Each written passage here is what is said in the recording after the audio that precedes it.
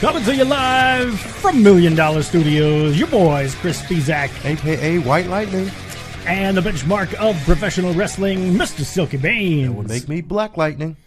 Speez the Benchmark Show on a Monday night, September 3rd, 2018. Labor Day, everybody. Thank you so much for being with us. Hope you enjoyed your extra day off, whether you are joining us here on Periscope, on the YouTubes. We appreciate your patronage. Thank you for being here with us and chatting some wrestling with us. We hope you will check out the tip jar if you enjoy the show. tinyurl.com/SB tip jar if you want to help out with some of the fundage it takes to put on this program for you. We appreciate that. Otherwise, give us a follow at Speez Benchmark on the Twitters and tinyurl.com/Speez Benchmark on YouTube. How are you, good sir? I'm doing pretty good. Better than the revival, no doubt. Yeah, I do. Son of a bitch. Still not happy about that. That was pretty bad. It was pretty bad, and we'll get into that shortly. We're also going to talk a little All In. Yeah. Give some thoughts on that. It's been talked about quite a bit over the weekend, so I don't know that we're going to add anything new to the conversation other than our thoughts, which, you know, if you're listening to the show, then you're probably interested in our thoughts, so we'll throw them your way for sure. Oscar works. So, her birthday's in 12 days. Who's that? Whose birthday is? Oh, good. All right. Well, 12 days. We were Oscar WWE RP, I should say. That's probably Sasha Reigns. She has a lot of different monikers that she goes by. So, can we talk about the ending? Absolutely, Sasha Reigns. We will definitely do that. But a couple things for us to get to first before we get into Monday Night Raw and a little All In. Well, let's talk All In real quickly because we're not going to spend a lot of time on it. Couple things we liked, couple things we didn't like. We'll start with you, Silky. Give me a couple things that you liked about All In this past weekend. I like the production value. Like, it looked like a legit Ring of Honor, WWE, ROH, all in that same vein type of show. And shout out to the production team over at Ring of Honor. I'm fairly certain, I can't say with 100% certainty, but considering it was on the Honor Club, I would imagine that it was the Ring of Honor crew working it. So, yeah, shout out to those guys. It looked great. It sounded great. I mean, everything was top notch. Yeah. So in that regard, it was very, very good. And shout out to the fact that, you know, my pick to win the over budget battle royal. That's true. We're going to give you now. Silky did say that his Negro Damas, and we're going to give him half the music here because that's all you get. Oh. Because Silky did call that Flip Gordon was going to win the over budget battle royal. But you also called him winning the Ring of Honor Championship, which didn't happen. But that did not happen. But 50% is not bad. It's pretty good. I'm with you on the production value. I thought two big surprises for me and the things that I enjoyed. Number one, I thought Stephen Amell killed it. Yeah. For a guy who is not a professional wrestler to go out there and perform the way that he did. Thank you for retweeting the program, Bob Ruski. Hope the rest of you will consider doing the same. I thought he did a fantastic job. Considering his lack of ring time, I thought that was very good. And I really dug the storytelling in the Marty Scurll and Okada match. Yes. I don't follow Being the Elite. I don't watch the show. I don't know a ton about, those guys in particular. The other one does flips. Yeah, exactly. Why do you flip take Japan? Jesus. That's great. But the storytelling in the ring, like you could tell, it was a smaller guy trying to prove that he can run with big guys. And that's the way they sold the match. They told a story in the match. And that was very good. I really enjoyed that. One of the things I didn't like, it was obvious, as good as the production value was, it was obvious they did not keep track of time. Because they had to get the hell out of Dodge very quickly, and the main event got rushed, and you didn't get to see. I saw it on Periscope after the fact, but you didn't get to see the bit where the Bucks and Cody came into the ring and thanked the fans and all that kind of stuff. I thought that would have been a nice moment for them to be able to share. Well, that though normally isn't ever on the broadcast. That's just stuff they do for the live crowd. Well, I thought in this particular case, it would have been a good thing to do. Now it didn't work out. But, sometimes that happens. No, Silky is not going to get us too sweet tonight, Bobaruski. Yeah, he should. Because we don't do that shit on this program. I should. Too sweet. No, you do not get your... Put that shit away. It's not going to happen. And, other than that, there wasn't... Look, I said I don't follow these guys a ton. I gave it a solid 7 out of 10. I enjoyed the show. It wasn't... I gave it about an 8. Something... the matches were pretty good. Welcome to Brooke and Rebecca Smith over on the YouTubes. Thank you for joining us. Sorry to interrupt you there. The matches were good. The Omega Pentagon match was good, but I'm all for false finishes, building up that suspense, but I'm also for believability above all else. And when you fucking power drive a dude on the fucking apron and then throw him in the ring and then jump off, and Pentagon, I mean, he's not a big guy, but he's not a little guy, and jumping off with all of his weight, double foot stomp right on your chest, that should be it. That should be night-night. But that's that crowd. And it's that style, but that, me, as I guess you could say, I'm a, traditionalist, and I feel that finishes should be finishes, and that it's just, you can't have too many of those. Like, you can't be kicking out of stuff. No, I agree. Like, you got dropped on your head. Like, we need to have an air of believability. Yeah, you know what I mean? I'm totally with you. Thank you, Kim and Jeffrey Cross, for sharing the program. And yeah, somebody said, welcome to Brandon Apter, Jeffrey Cross with the Super Hearts. We appreciate those, as always. Somebody said earlier, it's still 1,000 times better than anything WWE puts on. Here's my thing about that. When you're doing a one-shot show like this, it's very easy to give the fans everything that they want, because it's done. It's over and done with. It's one shot, and that's it. And so the fans are going to get what they want, and that's a good thing. Yeah. Now, you can't do that from week to week, when you're doing 5 hours of live television a week. So, not going to... rest in penis. Don't get me started on Joey Ryan. The ghost of Joey Ryan, man. God bless if you're a Joey Ryan fan. I am not one of them. I'm not one of you. One of you. I will push you off where you belong. I did manage to get us blocked by 1 Hour Tees, because good job on that. They asked on Twitter, what is there a better chant in wrestling than rest in penis? And I responded, literally any chant in the history of pro wrestling is a better chant than rest in penis. And they blocked us on Twitter. You're not wrong either. I know I'm not wrong. That's why it's fucked up that they blocked us. Fuck them. Brandon Apter was there. Great time. So much energy. But the first half of the show dragged. Yeah, I kind of agree with you, Brandon. It was a little bit hit and miss. And I get that, too. Thank you for the Super Hearts. Get the table. The first half of the show was a lot less, action-packed than the second half. But then the first half really were just matches to showcase.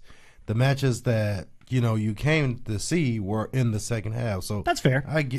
That's fair. At least that's my assessment. Like, that was their part. Like, the first half of the show was them showcasing some of the independent talent, like the Joey Janela's and whatnot. Oh yeah, and Jordan Grace got over Jordan big time in the over budget battle royal. Yeah, there were a lot of folks that definitely got their kicks in early on.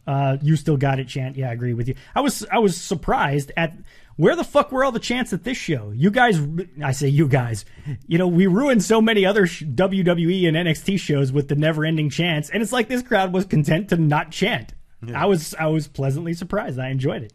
The 4 hours did go by pretty fast. Brandon Apter wasn't really feeling the Cody versus Nick Aldis match. I agree with you. I don't want to get into that one too much because Silky hasn't seen it yet, but from what I heard, it was all right, and he won, so yeah, and good on him. Congrats to Cody. The 10 pounds of gold being the focus of that match, I felt like it should have just been a match between those two guys. When you start having people running in, and we had the fake Earl Hebner throwing up the X to fake like it was just too much of that shit. Like, just let these guys have a match. But anyway, enough about all that. We want to talk about Monday Night Raw here tonight. Before we get there, a couple things. We like to fill you guys in on some of the fun stuff that happens in WWE or in pro wrestling in particular.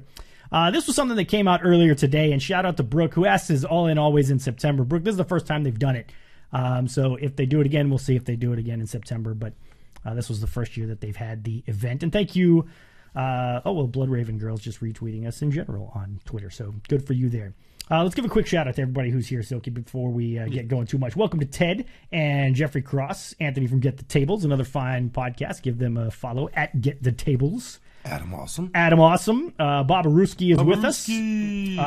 Susie something or other that I'm not gonna butcher your name by pronouncing it wrong, but we'll just call you Susie. Thanks for being here. Brandon Apter, another Get the Tables guy. Annie Waxy. And John Miller, among others. Thank you all for being with us. We very much appreciate you guys joining us. So Let's get to this Finn Balor tweet. Shout out to Brooke who brought this to my attention. As you may or may not know, WWE was just in China this past weekend, and this was a tweet from Finn Balor after his match in China. Let's go ahead and put this up here for you guys. One night in China, and it's Finn Balor, John Cena, and Bobby Lashley all getting ready to do the 5-knuckle shuffle. And the headline, of course, being One Night in China. Now, this was one of the responses to this tweet, and it comes from the late WWE wrestler Chyna's account. Quote, not in the best of taste. We at Team China are doing our best to get on the same page with the WWE and could use as much positive support from the wrestlers as possible. Hashtag Team China. Hashtag China Hall of Fame, hashtag Let China In, and so forth. Now, for those of you who are not aware, there was a sex tape featuring China and X-Pac that was released and subsequently sold and proliferated all throughout the internet that was called One Night in China. One Night in China. So the folks over at China's social media account apparently thought that Finn Balor was taking a jab at the late China, the late Joni Lauer, by saying One Night in China. Now, but I don't think they thought it was a jab. I just think that, honestly, I saw the tweet and I didn't even think about her. Right. So I think it's them trying to keep her in the mind. I'm not going to say disrespectful, like keep her relevant, but trying to keep her in the forefront to create a groundswell movement to get her into the Hall of Fame. I agree with you to a certain extent. I'm of the opinion that had you not brought that up, I wouldn't have thought of it. I mean, a lot of people probably wouldn't have thought of it. Now, there were a lot of people that commented on the tweet and, kind of facepalm like Kim did here, and a lot of, oh, God, you guys, you got to think that through. All the people to do that, probably in poor taste. It goes back to, but it's Finn Balor, though. Does Finn Balor strike you as the kind of guy that would take that kind of shot? No, I don't think he doesn't. I don't think he actually thought about it because, like I say, there's a lot of people who are just not thinking about that.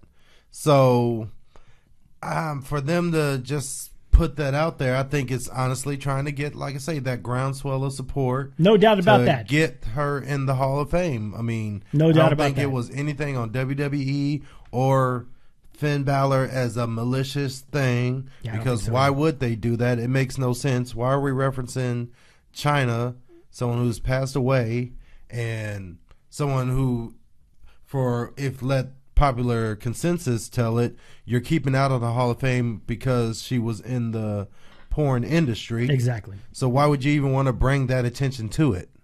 Yeah, and Kim says, it's definitely an afterthought. Bob Ruski saying it's just a joke. I don't think he purposely did it. Yeah. And let's face it, again, it's hard to argue who belongs in the WWE Hall of Fame and who doesn't, because there's really no rhyme or reason as to why people get into the Hall of Fame. WWE just kind of puts them in whenever the hell they feel like it and don't really have any criteria or anything like that. So we can debate all we want, but she should be in there. Triple H even mentioned China at Raw 25th anniversary. Yeah, agreed. I mean, I think she'll get in sooner or later, you have to think. WWE always finds a way to work people back in. So again, thanks to all of you who are joining us now. Thanks to all of you sending us the super hearts. We appreciate that greatly. No effects with us, I think, shooting some super hearts our way as well. So thank you very much for that. Let's get over to this one last thing here, because this has gotten a lot of run on the Twitters, and we want to run it by you guys. The WWE released the 10 best factions of all time. All right, and here's the Instagram photo listing their 10 best factions of all time. Here you go. We're going to start out at number 10 with the Undisputed Era. Number 9, the Fabulous Freebirds from back in the day. Number 8, the Nexus. Heart Foundation comes in at number 7. The New Day at number 6. Evolution, you're number 5. NWO, that's number 4. We're assuming it's the original. Yeah, we're assuming it's the original incarnation. DX comes in at number 3. And the Four Horsemen at number 2. And the number 1 faction of all time, according to the WWE, The Shield. Now, Silky Baines, your thoughts on the greatest factions of all time, according to WWE's Instagram account. I think that it is. I mean, it's a list. It is a list. It is a list. Is maybe their opinion or someone whoever wrote that's opinion. I don't know who, but the Shield as number one. I like the Shield ish. I like the Shield, but not number one. I mean, I would give the argument that they could be considered top 5. Maybe in the top 5. I Maybe. mean, if you're looking at, depending on your criteria for what makes a great faction, but looking at impact to the business, which Shield's kind of minute. I mean, they were just another bunch of faction, group of guys that got pushed at the same time. This is true. They didn't really revolutionize the business as per se, but on the accomplishment stand, I mean, no, I don't think any other group became world champions so close to the disbanding of it. You know what I mean? Like, yeah. Evolution, eventually, you're talking years after Evolution broke up before Randy, Batista, became world champs to make everyone in that group a world champion. The Shield did it in one night. Yeah, and that's one of those things. Some folks are saying they don't even belong in the top 5. Okay, I mean, so be it. Just for that, I'd say they could be. Now, I think, honestly, Nexus should be up there higher. You can make that argument. Well, before John Cena, killed them, but like just the initial start of the Nexus and what they did, like how they got people talking about wrestling, like with Daniel Bryan getting fired for choking Justin Roberts, them tearing up the ring. Like before Tommaso Ciampa and Johnny Gargano, it was the Nexus who tore the ring, and that was like unheard of. Like took down the ring post, to expose the wooden boards. That was just unheard of at the time. Yeah, and let's get something out of the way right now. You don't get people to talk about lists and shit like that if you make a list that makes perfect sense. Yeah. I mean, let's face it. People make lists to try to be as controversial as possible because knuckleheads like us will talk about it on their shows and they'll get people to look at it. So I'm showing my age here, but in my opinion, any list that talks about factions that includes the 4 horsemen at any spot other than number 1 is fucking ridiculous. I mean, There's no fucking way that there's a better faction. NWO. You can maybe make the argument that the NWO. You can. No, you 100% can. No, because if we talk about no, hold on. I'm gonna tell you why. Why I say you can't put NWO number 1 is because longevity. The NWO was relevant and good for a couple years. A couple years tops. And then once we started watering it, let's face it, the NWO hit in 97. The fucking company was out of business 4 years later. So it's not like they had a long-lasting imprint on the business. Well, I mean, that's because the company went out and they had idiots running it. But my point is the NWO revolutionized the wrestling business. They changed the perception and how other companies did, how Vince McMahon did business. That's a true revolutionizing of the business because, yes, again, you're saying, it changed the way that people did business within the industry. With that being said, I mean, while the Horsemen were great, but again, they were a collection of top guys pushed together. I mean, they revolutionized the faction game in the sense of like pretty much that's what made the Shield. What was the number one thing they said about the Shield? They were a throwback to the Horsemen, that gang mentality. Like, yeah, for sure. Before, factions like Evolution and stuff, they do the beatdowns and stuff. But like when you saw them in like a multi-man, like triple or 6-man or 8-man tag, it was just they were wrestling it as 4 separate entities. Like the Shield wrestled it like a group. Yeah, it's the fair. Horsemen were a group. Like they coordinated attacks. One is willing to sacrifice himself for the betterment of the other group. That's fair. So I'll give them that, but I mean, you revolutionize the business. You have to go number 1. So I'd say NWO fair argument. has to be number 1. It's a fair argument. Horsemen, I'd say still number 2. That's like I would put the Nexus up there at like number 5 or 6. All right. All right. I wouldn't put the New Day in there. I wouldn't put the New Day in there either. Undisputed Era, they haven't been around long enough to do anything, so they get bounced. Absolutely not. Let's get to some of the comments. No Effects fan says, if creative knew how to handle talent, the Wyatt family would be on the list. That's a fair point. They might be on there, but I mean, they haven't. 10. Like they're sneaking in. Yeah, they're sneaking into the top 10, but you know they're not going to be near the top. Only because Bray Wyatt was the Wyatt family. Like Braun Strowman wasn't where he was at, and even the Bludgeon Brothers, Harper and Rowan, weren't where. If you could give me Braun Strowman, Harper and Rowan, how they are now, team with Wyatt, that Wyatt family would be top. And I think that's the argument NoFX is making. That is, if you book them like they should have been booked, then they would have been great. So let's get some of the YouTube comments here. Brooke loves the Shield and DX. Freebirds should have been top 5 for sure. I'm with you there. The Freebirds were fantastic. Again, we're showing our age here, but Freebirds are outstanding. Brooke is not a fan of Nexus, and Rebecca says 4 Horsemen on top as well. Varsity Club, first faction besides the Freebirds that she remembers. But that's okay. A good one. But you know, it's like we say, the point of these lists is to get people talking, and we're talking about it. So be it. Dr. Huge is in the house. There it is. I don't know why it did. Maybe one more time. So thank you guys for being with us. Okay, let's get to Monday Night Raw tonight. We had a lot of shit happen. I'll be honest with you.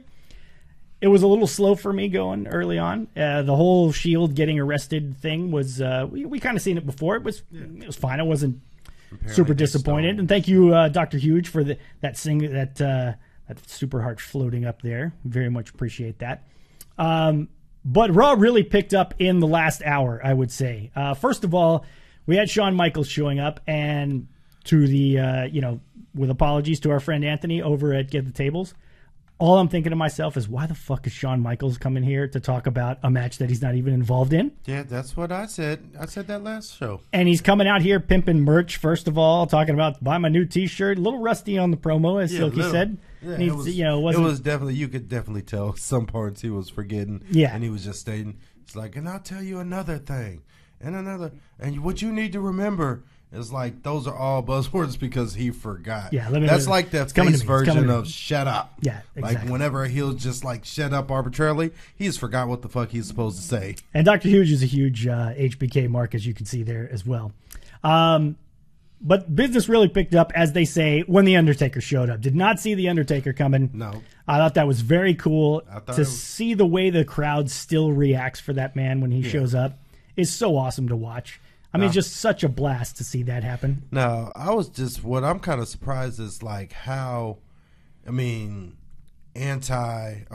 pro Undertaker, anti Triple H, even in the confines of like Triple H, hasn't really been on TV, so you can't really say he's heel and they're going off his last appearance. It's just they didn't boo Triple H, or they didn't boo HBK because he said Triple H would, because they hated him. They just booed because they were like, they weren't trying to hear anything other than The Undertaker's going to win this match. That's exactly right. So, but for Undertaker to show up, cut a promo on Shawn Michaels, I thought that whole exchange between the two of them was great. It was too weird for me, though. You thought it was weird? It was a little bit weird because I don't know, what the fuck are you selling me? Like, are you selling me Shawn Michaels and Undertaker? Well, that's kind of the point. I think that's a terrible point. You're supposed to be pushing this match in fucking Australia, right? Yeah, but that's okay because, again, you got to give this shit time to breathe. Yeah, if we were trying to analyze it right now and figure out what the fuck the point of that was. Now, if nothing ever comes of this exchange between Undertaker and Shawn Michaels, and it just so happened that Undertaker showed up and talked shit to Shawn Michaels and they leave it there and we never come back to it again, then yeah, I'll grant you that it was fucking stupid. No, I'm not saying... But it teases something that maybe we'll see something between these guys going forward. Well, that's fine and dandy and all, but... I'm feeling a but here. Yeah, there's definitely a but here. You're trying to sell me Triple H and Undertaker. I know. You should not, in turn, put the possibility of Undertaker, Shawn Michaels, because then that makes me less excited about Triple H and Undertaker. I don't think so. The whole point is this is fucking pointless. The show fucking sold out, so you don't need to sell me on this. I'm gonna watch the fucking show. Before I found out half of the matches, it was like they're in Australia. It's a special thing. It's not like a pay-per-view. This probably might be gonna good. Be a lot of fun. Yeah. I'm gonna watch it. Yeah. So you don't have to the weeks like they're pushing it down, like they're pushing this fucking Evolution and the Mae Young class. All this stuff is like you can't just keep over and over and over and over and over saying shit, and people will not get sick of it. No, you see what I see what you're saying on that. From a marketing standpoint, it's too much. It's like, I think, and there's a lot of people saying that at some point, maybe HBK comes in as a special referee. Maybe he comes in and helps out Triple H at the Super Show, and then we have, as Babaruski says over on YouTube, a build towards WrestleMania where maybe we get Michaels and Undertaker at WrestleMania. I don't know.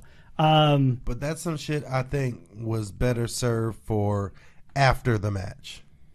That's like fine. Maybe something happens and to me, if you tease involved. it now and then Shawn Michaels runs in and interferes, it makes more sense than you're at the Super Show and all of a sudden here comes Shawn Michaels out of the blue, out of nowhere, and everybody goes, "What the fuck is Shawn Michaels doing there?" I mean, don't get me wrong, people would still pop and freak out because it's Shawn Michaels. But I mean, and I get that. But it makes a little more sense. I just felt like, from a marketing standpoint, if you're trying to sell me this, don't show me this. If I'm trying but they're not trying to sell you that because, like you said, they already sold out. They already sold out the fucking show. I mean, they've already sold out, but you're trying to sell me. That's what this is, advertising. That's what all those promo packages is. It's just marketing. They're trying to sell you Triple H versus Undertaker. If I'm trying to sell you Coke, I'm not going to present you with fucking Pepsi. They already sold it. They don't have to sell any more tickets to that show. It's sold out. It's They're done. not trying to sell tickets. They're trying to get subscriptions up. There's still people who don't have the WWE Network. That's the whole point of it. And again, it comes to, if I have Monster, I'm not going to fucking sell you. See this Monster? Yes. Sponsorship. There we go. But if I have Monster, I'm not going to try to sell you Full Throttle and say, look at Full Throttle 2, but buy Monster. No, I'm not going to do that. You got to think big picture, man. No. You got to think 2 steps ahead, Silky. You can't just take what's in front of you. No, you got to be thinking further down the road, buddy. No, you don't. You're booking all in. I'm booking long-term WWE here, baby. That's what we're talking about. And which one do you think they're going to say is better? Who's they? Whoever they is. Whoever. You know what? I got to prove shit to you. Yes, you really do. I was looking for my big. There what the fuck are you talking about? Yeah, that's what I'm wondering. Who's they? That's what I want to know. Why push HBK now? I'm all sorts of confused, says Rebecca Smith. Exactly. That's the point. And NoFX says if HBK comes back, you got to put him in with Seth or AJ Styles. Can he go with those guys at this point? I'm pretty sure he could, but I mean, I wouldn't put him with them. Because the whole point of, or what they were building up, is that if he wanted to come back, he should have came to the Undertaker first. So if they're teasing that and he comes back, it's going to be like, I'm kind of not. It's not full Negro Damas, but I'm kind of feeling what you were saying about him. This being the catalyst, and he shows up to cost him the match. Right, exactly. If Shawn really has that itch again, I mean, why not? But take in consideration, Shawn hasn't been in the ring in a long time. And that is true. And that's crazy to think that, it literally has been almost 10 years. Well, and he said, that's what he said in his promo. Don't get me wrong, I've had the fucking opportunity. People ask me all the time. They ask me every year, and I can make a lot of money coming back, and I haven't. Now, I don't buy the whole honor shit because, let's face it, all props to all you Shawn Michaels fans out there, but let's not forget that this is the guy that fucking relinquished the title just as many times as he actually did the job and put somebody else over because he refused to do the fucking job for other people. Not a huge Shawn Michaels fan in that regard, but hey, he's still a great talent. Facts. And yeah, I mean, it is. It's a fact. Something I really loved and something I really hated about Monday Night Raw, something I really loved was the return of Kevin Owens. Yeah, that was pretty cool. Because we got, and I've been begging for it, we got a twist. A little taste of old school badass NXT champion Kevin Owens power bombing bitches on the apron and just coming in and wreaking havoc. I love that. I mean, that's the Kevin Owens we need. That, but I didn't like where they were like the whole he was. It's almost like he was playing it like he was conflicted about it. With the grabbing of his hair and stuff like that. And it could be the situation he's frustrated. It could be the situation that he's frustrated. Still got to teach Silky to talking to the mic. We won't them doing the fucking show. Anyway, it could be he was just playing like the frustration. But I think that if you're going back to that badass, you're doing this for a reason. Don't look conflicted about, because it kind of looks like you're conflicted about you shouldn't be doing this, but you're doing it. And Kevin Owens has never been conflicted about a fucking action that he's taken. Well, he shouldn't be. I'm with you on that. He shouldn't be. So, but it was still good to see him not getting, shoved in fucking porta potties and thrown off very tall structures. smashed in squash matches that last less than a minute on major pay-per-views and all that kind of garbage. So welcome to all of you guys who are joining us here. Hope you'll share the program on Twitter, Periscope, wherever you happen to be checking us out. It's no surprise he did it for his pal Sammy. WWE writers, typical. We shall see. I loved that. Now, I don't even want to talk about this because I'm very bothered. Oh, wait. Let me talk about this because, it had me laughing my ass off. Because Silky likes to bask in my what's the word I'm looking for? My misery. Yes. Yeah, that's a good word. Just the revival.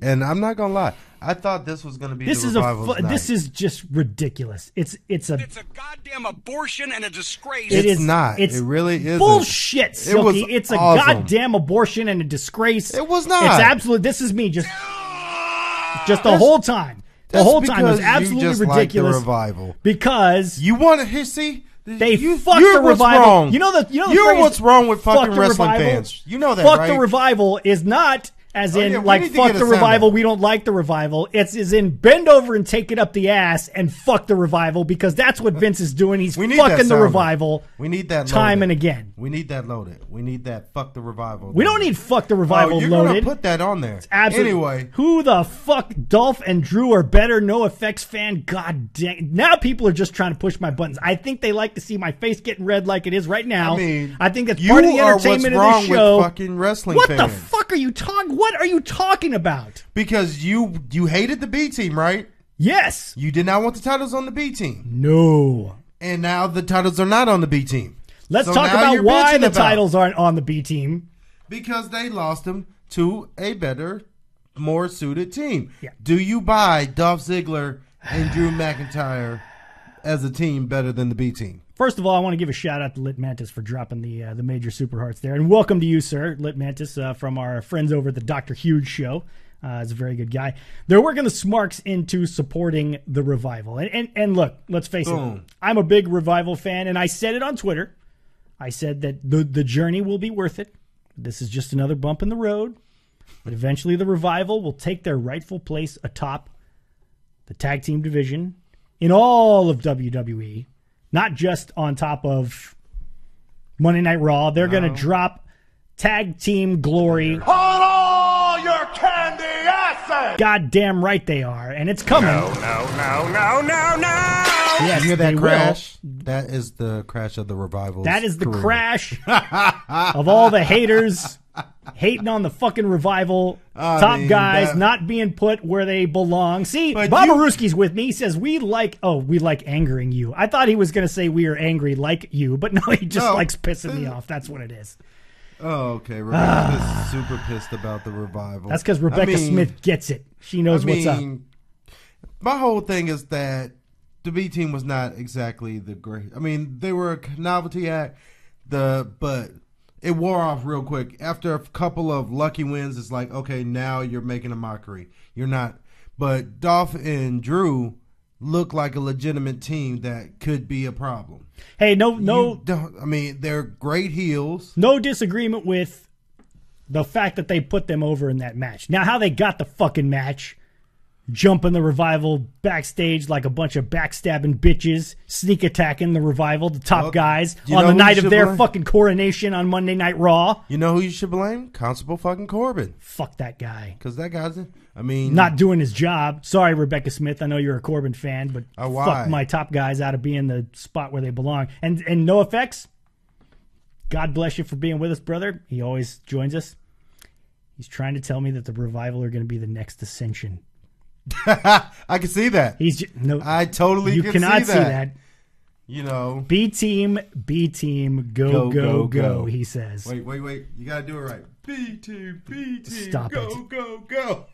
Oh, that's so cool. Do the revival have mainstream appeal, says no. Mantis. As heels, they sure as hell do. No. As heels, they absolutely do.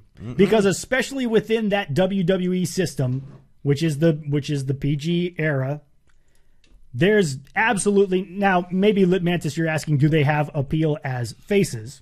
Which, if we're trying to make the revival faces, don't Just don't. I mean, you have to now. No, you don't have to. Yes, you do. You don't have to.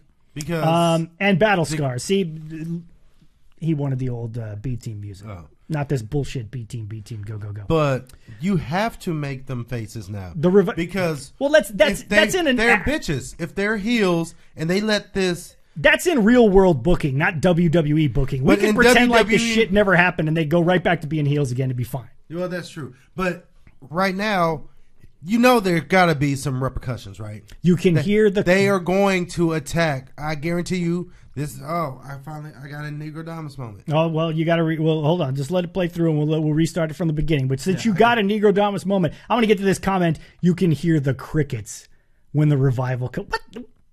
People are, I'm not going to let you people not going to let you people push my buttons. I'm going to remain calm. We have a Negrodamus music coming here. Negrodamus and my is predicting is that the revival is going to attack Dolph and Drew next Raw, and the crowd is going to go apeshit for the revival.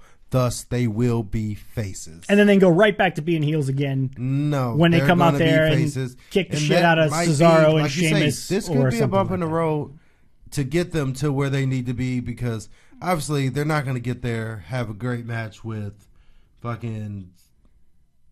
What the fuck are their names? Drew and Ziggler? Oh, the B Team. Yeah. But with Drew and Ziggler, that's something that's going to push them to that next level. So I'm looking forward to it. Well, and look at it this way. We're talking about the tag team division for a change. So that's a good thing. And you had Drake Maverick show up with AOP. Yeah, what was that about? I don't know what the fuck that's all about, but at least AOP's back on TV and getting a push. That goes back to what I was saying. They needed a mouthpiece. They were shit without him. No, that's true, but Drake Maverick... You said so that it would be... pencil at me when he's getting really serious, so now... That it was a great thing that they left Paul Ellering behind. I did not fucking say that. You did too. You're full of shit. Dig in the fucking archives. We're going into the archives of our show, and you will say... You will find that it was a great thing that they left Paul Ellering? You were excited for that because they had run their course with Paul Ellering as their manager. What the fuck are you talking? What the fuck are you talking I'm talking about? What the fuck are you talking about? We're going to go find that next week on the program on Thursday. Dig that out. We're going to find this clip and I'm going to put it on the fucking show here. And you're going to see. And one of us is going to eat a big fat plate of crow. No. Yes. No. Without question. What about Liv Mantis saying that faces and heels don't play these days? That the crowd makes that decision at the end of the day. I mean, the crowd always makes that decision. That's what we're told old school training, is that the crowd will decide who you are. It's up to you to play to that. See, I don't think WWE looks at it that way because... No, because why the fuck would they make the revival faces? If the crowd's making the decision, I don't think anybody wants the revival. Like some people are claiming, falsely, unfortunately, but that there's crickets when the revival come out. I mean, it's not. They don't get Road Warrior pops. Listen. Well, no, I'm not going to over romanticize. I'm not going to over romanticize it. How but over they are. The idea that nobody gives a shit about the revival. Nobody really does. I mean, they're only relevant right now because the tag team division is an absolute shit. Imagine the B team putting all this work in to get a podcast together and say, you know what, I'm gonna accomplish this. I'm gonna do a podcast, and then you get a fucking guy who comes in and shits on your favorite tag team on a week by week basis. I mean, it's shit on a lot of stuff you do because a lot of it's horrible. But oh goodness gracious, I think the Shield could piece by piece take out the locker room next week. We'll get to the Shield in just a minute. Rebecca Smith says the Revival are underrated just because they don't flip around. No, old school can be. No, they are underrated. If they weren't, why they're underrated. Then they would be the top guys where they belong. Good for you, Rebecca Smith. I'm totally with you there. No. You're both completely wrong. 100% wrong. She was disappointed in Baron Corbin as well for not protecting the Revival. Sorry, bro. No one cares about the Revival, which is why they're doing this whole thing. That is true. There's a true words have not been spoken. There's a reason that Zack Ryder blocked you on Twitter, and it's because of shit like that, buddy. You're going to get blocked by the top guys here in a minute if you're not careful. First, let's go. If you're going to be running our company Twitter, you can't be getting us blocked by people. Hey, it's not my fault that Joey Ryan sucks and they decided to make a T-shirt out of it, and I called them out on it. This shit happens. No, it doesn't happen. It happens. It does not. Absolutely does not. So, Let's move on because I'm getting worked up. Revival don't get... See, now people are just... They're doing it again. They're doing it again. I'm feeling the blood rushing to my face here. You know like the girls do when they start to cry? They go like this and like that. The blood's rushing to my face. We're just going to take a little break. We're going to take a break. Shout out the folks in the room here. Welcome to Ted, Jeffrey Cross, Anthony from Get the Tables, Lit Mantis, of course, with us. Adam Awesome still here. Peck and Rod, welcome to you, Derek, and Previ Brazitz. Again, sorry, I'm not sure how to pronounce your name, but welcome to all you guys and a couple other viewers that are with us. Joey Ryan is my friend, says Lit Mantis. Well, that would explain why you don't like the Revival. If you like Joey Ryan, you're probably not... What? He's trying to get audio of somebody saying fuck the Revival, which will not make its way onto the soundboard here. It does not belong there. Don't worry, me and Get the Tables crew shit on Anthony's precious street profits every week. No, we can't hear it, Silky. It's what's going on? Something's wrong with your mic there. I don't know what's happening. I don't know what's... Will you stop? The people are trying to watch the show here, and you're talking all that shit. And that's true. You guys do shit on the street profits. My bad. Oh, well, man, I thought you I mean, you're sounding like you don't like the Revival. What do you do? Sorry, I had to pause the mics there. So that's what? I paused it. God damn it! You knew it was coming. Okay. All right, let's move on to this whole stuff with the Shield tonight. It was the getting arrested and coming back at the end. You kind of saw that coming. It was fine. Stupid. It's completely fucking But the whole fucking locker room came out and decided to kick the shit out of the Shield. I mean, could be payback, but most of those motherfuckers wasn't even employed with the WWE when the Shield was running them up. I thought we were getting another pull apart at that point, and I was like, okay, guys, we already did this once. Yeah, and let's not do this again. And then they get pissed and they start fucking killing everybody. But did you see the throwing fucking Rollins off the stage through the glass window of the police thing? Yeah, they fucked him up. Like, it wasn't just a beat down, we take a couple finishers and we're on our way. Yeah, like they beat the fuck out of him. And I hear you, Lit Man. Lit Man just saying he likes the Revival, but also acknowledges the fact that they're not over yet. Yeah. Which is okay. Which is what you should do. But there's a reason that they're not over. And it's because they keep getting fucked out of their opportunities when they get them. But that's neither here nor there. Don't really understand what they're doing with the Shield there. Unless you're really going to build them up as a bunch of badasses, and this is the thing that sort of lights the fire under the Shield to start going old school Shield and running in and fucking up the entire roster, which would be kind of cool. Yeah, the systematic. But, I mean, it also, they just needed people. It was good to see you saw Mike Bennett. Mike Bennett was there. Okay. Drew Gulak getting some screen time. That's there's no effect saying that's what you do when criminals steal cop cars. Justice is served. That is. They had to serve justice on the Shield there.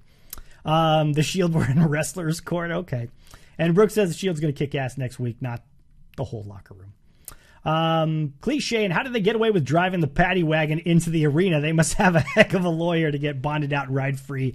It's wrestling logic, suspension of disbelief a little bit. It's all right. It was in their mind. It looked cool. In their mind, cooler in their mind than it actually played out. All right. It'll be interesting to see where it goes because I mean, we're 2 weeks away from Hell in a Cell. So you still got time to build to whatever you're building to with. Which I still don't understand that. Like, until that match, he is still Money in the Bank, right? You don't like Braun Strowman having given up the briefcase. Like, I would not. I mean, does anybody else think that Baron Corbin is going to pull some shenanigans with the briefcase? Chime in on the comments here if you're with us on Periscope or YouTube, because he's in possession of the briefcase. David Otunga. Their lawyer was David Otunga. Nice. Good one. We've seen the exact same thing. They're going to destroy all the heels like in 2013, which you could see them doing that.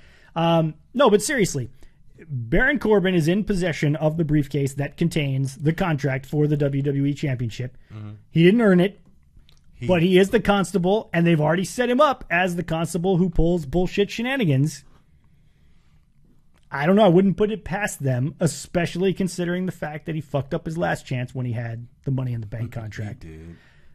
I wouldn't put it past them to maybe try to have Baron Corbin pull some bullshit shenanigans and he cashes in the Money in the Bank somehow, becomes the champion, and fucking Stephanie comes back and says, he was the acting commissioner, so it stands. Stranger things have happened. I don't know. I just think it's odd that Corbin, like you said, Strowman actually gave him the briefcase ahead of time. Yeah. And now it's just fucking sitting there somewhere. I don't know, man. It just seems... he could have been champ tonight. See, somebody says it here.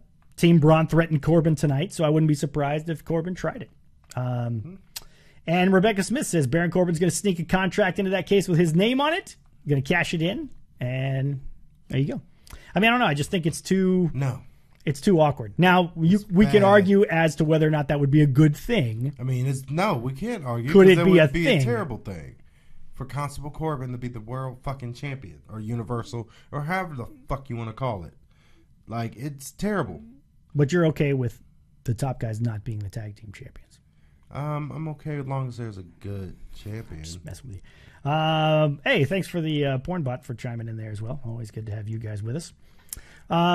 Your girl Dana Brooke was on Raw tonight, and as you've stated before, they are clearly throwing a white woman in between the two black guys to try to break up Titus Worldwide. So that's the only thing that could break up black solidarity is a thick ass white woman. I mean, damn. Black man's kryptonite, man. Yeah, it is. Coming between. I'd punch him in the face for that. See, Lit Mantis thinks it'd be hilarious if Roman somehow got fucked over by Baron Corbin. If after all of this, it was Baron Corbin pulling some bullshit shenanigans. Shenanigans, sorry. We shall see. Dana Brooke, yes. At least she's in the ring wrestling again. Yeah. And good for her. Good for her. And she's in her wrestling gear. They got her doing something and being in the ring where she belongs and not doing the bullshit, whatever she was. What was she? The statistician. That was she silly. was fine. I know you're a big fan. Yes. What about the actual... Dana, what's up? Stop it. Holla at your boy. Yeah. We had Elias on the program as well. Yeah, I saw some of that. That was stupid. You didn't like it? No, I mean, they keep using them for... You didn't like Alexa Bliss coming out and... I always like Alexa Bliss coming out. Okay. So you're all right with Alexa Bliss. You're not like the other folk who don't care for Alexa. She's terrible. She never bumps. She's a horrible worker. Oh, she got a bump all right. Silky Bands. But, I mean, she's glad to have all you ladies with us here on the program. Thank you very much, those of you who haven't turned it off at this point. She's a great heel. Please, says Rebecca, we need Corbin to screw them both over. And Kryptonite in full effect tonight, says Maversky. Yes, whenever Dana Brooke is in her wrestling gear. Now Ronda Rousey came in and did one of her Ronda Rousey moves a couple times, where the hip toss thing. She's got that down. Judo throw. The judo throw. I beg your pardon. I mean, it is. It's a judo throw. Alexa Bliss breaking out the arm bar there. Which on Natty. Sadly looked a lot better than the one that fucking Ronda Rousey does. Litman likes her. Beckenrod doesn't like anything with Elias. I mean, a lot. Why are they? I mean, they're using him. This is the second week that they're using him as a conduit to a women's match. When's the last time Elias had a match?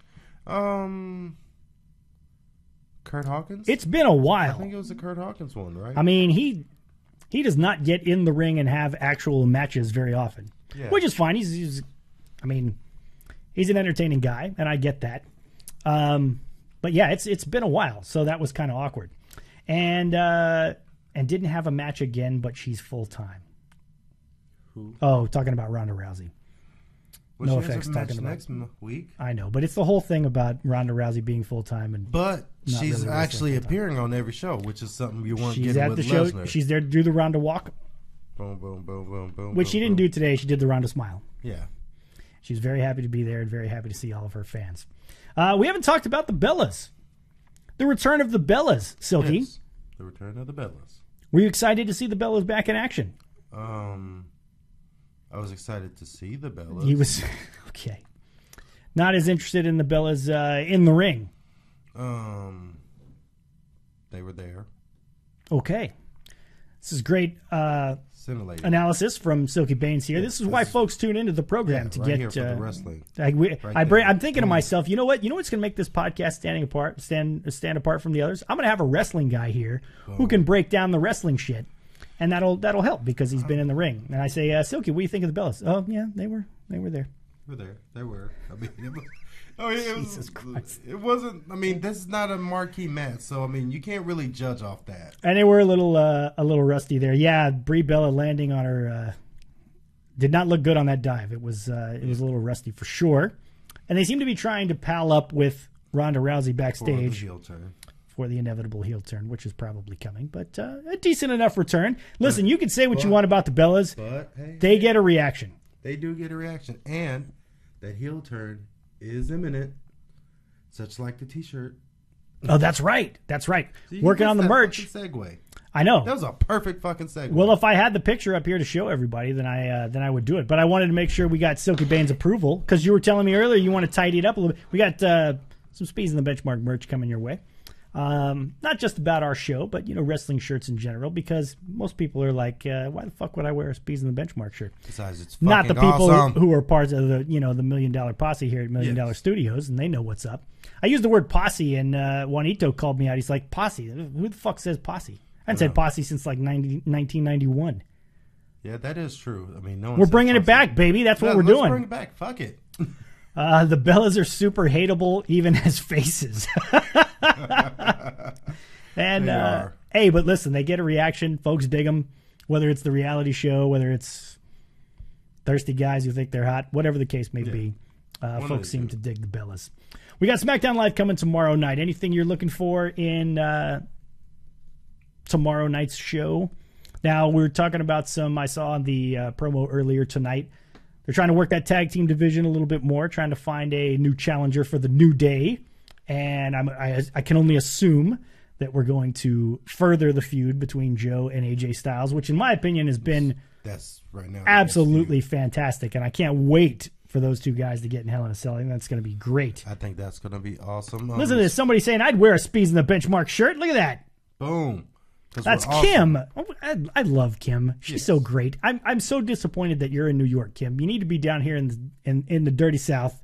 Yes. Where you can be appreciated by guys like us. I'm showing love. New York. Right. There you go. New York Yankees fan. Will the shirt have a picture of Speez saying, "Fuck the revival," says No Effects fan. Yes. It will not. It will not. Love it. It will not have Speez saying, "Fuck the revival." It will not have Speez too sweeting anyone. Oh, Speez too sweet. It will not have any of that shit.